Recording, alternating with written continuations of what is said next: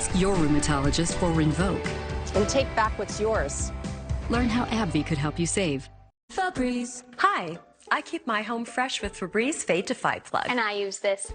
Febreze has a microchip to digitally control how much scent is released so it doesn't fade. Oh, does mine have a microchip? Oh, Febreze smells first day fresh for 50 days. That is a shockingly long time. Febreze also has a refill reminder light. It even reminds you to refill it? So I never miss a day of freshness. Your home is so fresh. Upgrade to Febreze Plug. Nature's Own is never made with any artificial flavors or preservatives. Dive in. Dive in. But it's scary. It's tomato soup. What did you think? So every meal ends happily ever after. Boom! I got rear-ended. Boom! Out of nowhere, I was hurt in a car accident. A car accident can hit you out of nowhere. But when you call us, boom! Just like that, we can help you get your life back on track. The Law Brothers went above and beyond and settled my case for $1.2 million. $700,000 for my case. Boom, baby! Call us. We're the Law Brothers. Call 310-777-7777 or visit lawbrothers.com.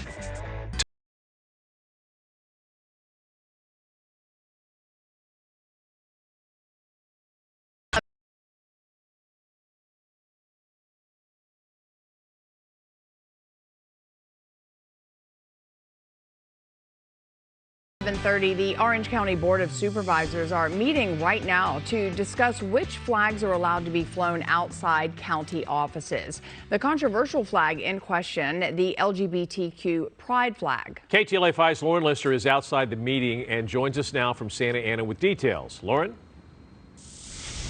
Yeah, Glenn and Lou, they just took up this issue a few moments ago, and members of the public are sounding off most opposed to what is being proposed by one of the supervisors, which would be a limit on what flags can be flown at county buildings. Specifically, they would be limited to the county, state, and U.S. flag. So some sounding off inside right now. Outside this morning, there were activists from the LGBTQ Center of OC who were protesting such a move if it were to be taken by the supervisors. If the policy is approved, it would affect the pride flag, meaning it can't be flown on any Orange County buildings. And of course, it is Pride Month, celebrating the LGBTQ plus community this month of June. Activists here say they have seen some OC cities raise the pride flag this month and demonstrate themselves to be allies.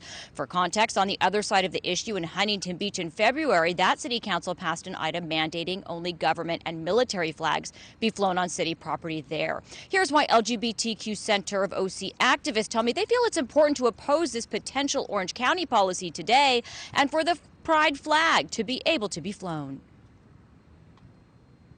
For me, and I would say the majority of the community, it is about bringing visibility. It is about showing, that there is a space for a community to be itself, right? To not hide, that we're not going to be put in harm's way, or that a city is recognizing the importance of our community.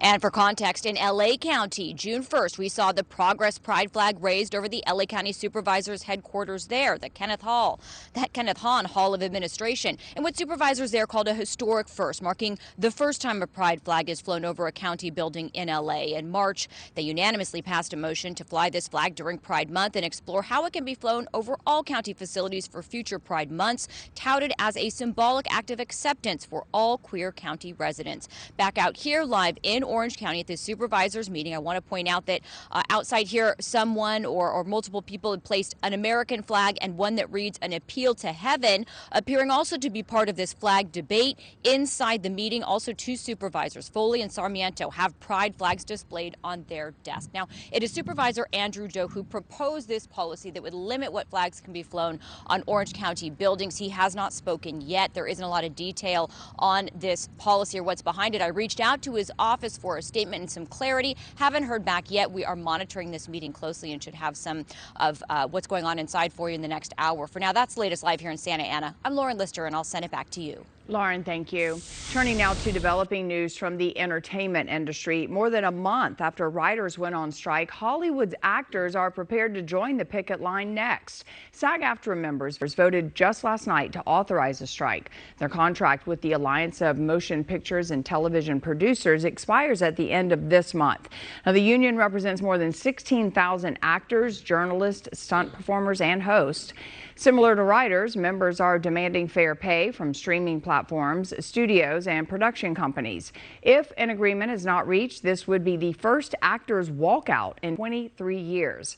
Negotiations are set to start tomorrow.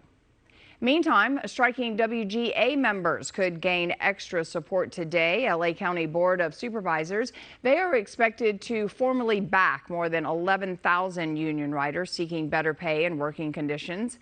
Supervisors are considering a motion saying they stand in solidarity with the WGA and blaming the strike on the changing business model of the entertainment industry toward streaming services.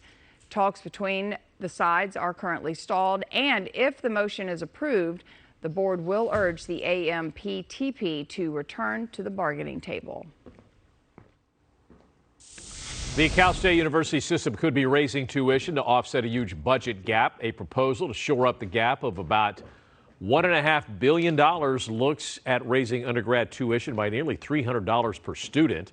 Officials say a CSU education will still be affordable. The current tuition rate is more than $5,700. A year ago, 60% of CSU students would have their tuition covered by financial aid.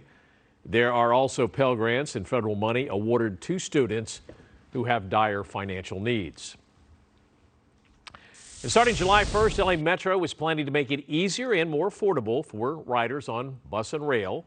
Full fare riders will never pay more than $5 a day. Reduced fare, senior and disabled riders will never pay more than $2.50 a day.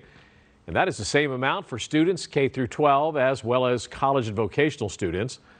Base fare for all riders will include 2 hours of free transfers in one direction. And for more information on pricing and how to load your Metro tap card, go to metro.net/fare capping.